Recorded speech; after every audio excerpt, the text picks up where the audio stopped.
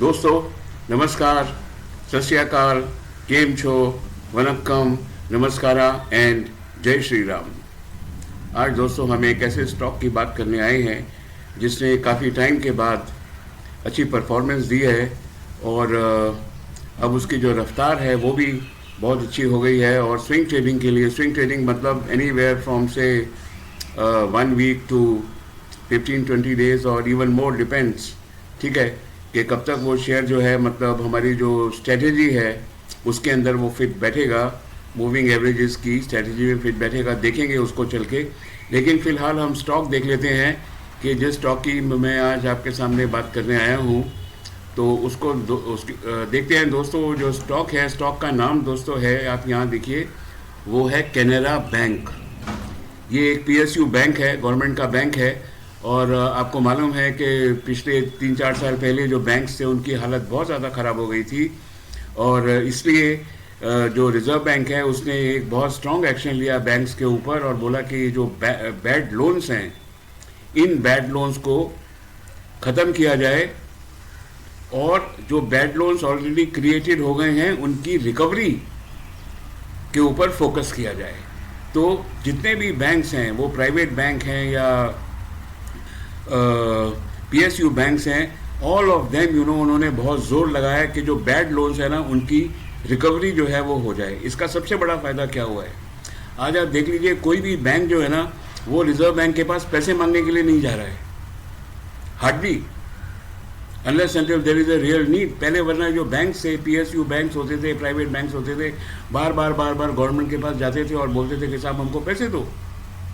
This actually has decreased very substantially because of the recovery of bad loans and provisioning therefore has reduced substantially। तो आज जिस bank की, जैसे मैंने बोला, हम कैनरा बैंक की बात कर रहे हैं यहाँ पर, ठीक है। तो कैनरा बैंक के देखिए, ये जो रिजल्ट्स मैं दिखा रहा हूँ ये Q2 के रिजल्ट्स हैं। अब इन Q2 के रिजल्ट्स के ऊपर हम बेस करेंगे अपनी Q3 के रिजल्ट्स तक के जो बैंक है इसकी परफॉर्मेंस कैसी रहती है। तो जो सेल्स है या जो इनकी इंटरेस्ट इनकम थी बैंक की, वो YOY जो थी वो 15% थी और Q1Q 10%। Operating profit means what, operation जो प्रॉफिट है ऑपरेशन से उनके जो है मतलब बैंक है उसको किस टाइप के प्रॉफिट हो रहे हैं। तो यहाँ पर YOY 21%, 18% and net profit margin 38% and 15%। ये जो फिगर्स आपको हाई दिख रही हैं because of previous low base, ठीक है। चलिए अब आगे देखते हैं कि जो बैंक है, फंडामेंटल्स तो हमने इसके देख लिए, अब इसका जो टेक्निकल चेक भी देख लेते हैं कि क्या ये जो बैंक है हमारी जो स्विंग ट्रेडिंग स्ट्रेटजी है उसके लायक है या नहीं। तो दोस्तों जब हम स्विंग ट्रेडिंग की बात करते हैं या इवन इंट्राडे ट्रेडिंग की भी बात करते हैं तो सबसे पहले हम लोग क्या चीज़ देखते हैं, कुछ याद आया आपको? मेरे को कमेंट करके बताइए कि जो मैं बताने जा रहा हूँ आपको मालूम था या नहीं। सबसे पहले हम देखते हैं कि जो शेयर है ना वो अप ट्रेंड के अंदर शेयर है कि नहीं। अगर शेयर अप ट्रेंड के अंदर नहीं है तो स्विंग करना जो है ये बहुत बड़ी भूल होती है। सी बेसिकली क्या है, as long as the share is in up trend you remain in the trend because trend is your friend. The moment the trend actually tries to reverse you come out of it. उसको wait मत करिए, नहीं तो आपका profit जो है ना वो जितना वेट करेंगे उतना प्रॉफिट जो है ना वो नीचे होता जाएगा। चलिए अपनी बात पे चलते हैं। सबसे पहले आप ट्रेंड देखते हैं, उसके बाद देखते हैं वॉल्यूम। वॉल्यूम कैसी है, तो यहाँ पर दोस्तों ज़रा वॉल्यूम देख लेते हैं। जहाँ तक वॉल्यूम का सवाल है, वॉल्यूम जो है पिछले यहाँ पर आप देखिए तो वॉल्यूम आज जो है इसकी वॉल्यूम जो है ना वो गिरी है, वॉल्यूम गिरी है, लेकिन प्राइस जो है ना ये ऊपर गई है। इसका मतलब है बायर्स थोड़े कम हुए हैं आज, लेकिन फिर भी जो अवेलेबल थे उनको जो है मतलब हायर रेट्स भी मिले, ठीक है। लेकिन ये बहुत हैवी सिचुएशन नहीं है।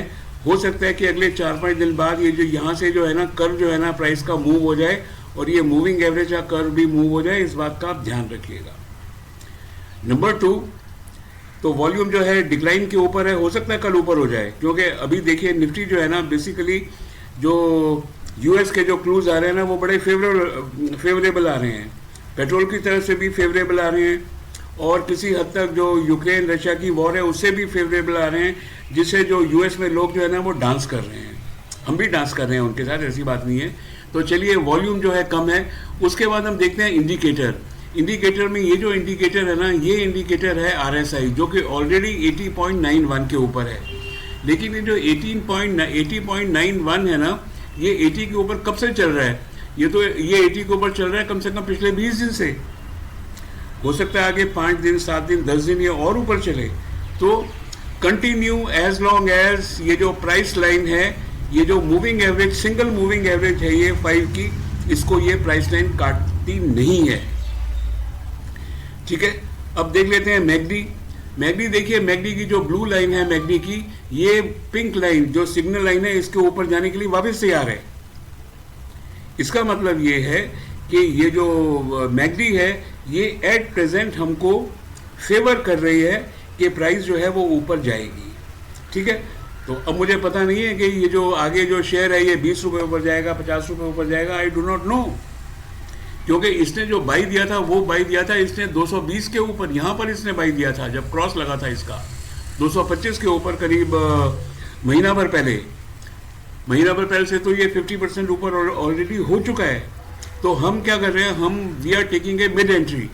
You have to be extra careful कि जैसे ही ये प्राइस क्रॉस करे रेड लाइन को या moving average of 5, you just come out. ठीक है, ये हो गई एक सिचुएशन। अब हम देखते हैं कि दो जब मूविंग एवरेज से हम ट्रेड करेंगे तो कैसे करेंगे ट्रेड। तो चलिए आगे का अब देख लेते हैं कि यहाँ देखिए मैंने जो है 2 मूविंग एवरेज लगाई है। एक मूविंग एवरेज लगाई है 5 की और एक मूविंग एवरेज लगाई है 10 की। आप देख लीजिए इन दोनों का जो डायरेक्शन है ना वो 10:10 और इसका भी मतलब पैरेलल ही है करीब करीब दोनों। तो अगर आप उस हिसाब से देखें तो ये बिल्कुल परफेक्टली ऑल राइट है। लेकिन जब हम 2 मूविंग एवरेज यूज करते हैं तो उसके अंदर हम क्या करते हैं कि एक क्रॉस ओवर नीचे वाला लेते हैं कि जहां पर जैसे ही क्रॉस ओवर लगे यू बाय, और जैसे ही इन दोनों का मतलब कि ये जो रेड लाइन है और ग्रीन जो मूविंग एवरेज है, मतलब ग्रीन और रेड का जैसे ही क्रॉस ओवर लगे you sell and come out, you sell and come out of the stock, exit करिए स्टॉक को। तो हमने मूविंग एवरेज की सिंगल मूविंग एवरेज की स्ट्रेटेजी देख ली, हमने डबल मूविंग एवरेज की स्ट्रेटेजी देख ली। Share is actually trading up. ठीक है, एक जो चीज़ हमको फिलहाल फेवर नहीं कर रही है वो सिर्फ है कि इसकी जो वॉल्यूम है ना वो आज डिक्रीज हुई है। थोड़ा सा ख्याल रखिए इस बात का। और एक मैं बता दूं कि जो बैंक्स हैं, PSU banks and small banks, they are really knocking at your door very hard. और आपको कहीं ना कहीं ये तय करना पड़ेगा कि जो बड़े बड़े बैंक हैं, ICICI बैंक है, एक्सिस बैंक है, कोटक महिंद्रा बैंक है, बहुत banks are fabulous, there is no doubt. ठीक है, लेकिन छोटे जो बैंक हैं अब ये भी उनसे कम नहीं है। मेरा ऐसा मानना है कि जो कैनरा बैंक है, अगर आप इसको 4-5 साल इसके अंदर ट्रेडिंग करेंगे, so this can be as good as any other bank, may be 5 times, who knows. बस दोस्तों, मेरे को आज से आपसे इतना ही कहना है। मैंने आपको सिंगल मूविंग एवरेज की स्ट्रेटजी भी बता दी है, double moving average, cross over to cross over भी बता दिया आपको कि प्रोविजनिंग इसकी कम है, इसलिए फ्यूचर के अंदर भी ये बैंक्स जो हैं, छोटे छोटे बैंक जो हैं, ये अच्छा कर सकते हैं। बस यही मैं आपको कहना चाहता हूँ। आपका मन करे अपने वो फाइनेंशियल एडवाइजर से पूछे, और आप चाहो तो इसके अंदर स्विंग ट्रेडिंग स्ट्रेटजी को अपना सकते हो, ऐसा मेरा मानना है। Fine, so thank you very much and have a nice day. नमस्कार। Stay in the share market, earn lot of money. इतना शेयर मार्केट में पानी है, पैसा है जितना गंगा में पानी नहीं है। Thank you very much.